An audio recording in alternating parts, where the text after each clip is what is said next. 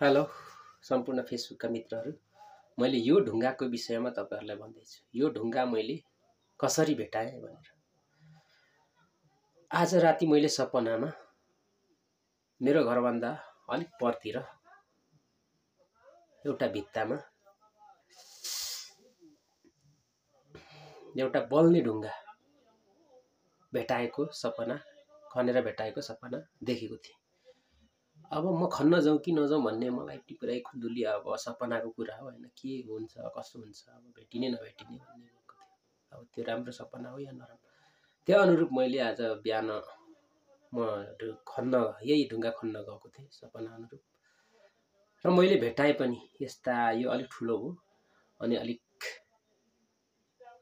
साना साना दुई चारवटा भेटाएँ। त्यो चाहिँ साथीभाइहरूले दिइपठाए। त्यहाँ खन्दा खन्दै आए हेर्न। अब यो भविष्यको लागि राम्रो संकेत हो कि नराम्रो संकेत हो त्यो त मलाई थाहा छैन, तर मैले सपना जस्तो देखेँ त्यस्तै चाहिँ भेटाइन। यस भेटाउनु चाहिँ भेटाएँ, अलिक साना हैन, यस्तै यस्तैहरु भेटाएँ।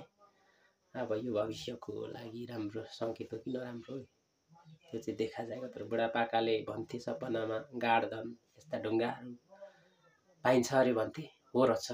मैले पनि त्यही अनुरूप आज सपनामा देखेर खन्न जाँदा एउटा ढुङ्गा चाहिँ घरमा ल्याएर आएको छु। मसिना 3टा भेटाएको थियो, त्यो चाहिँ साथीभाइले दिइपठाए।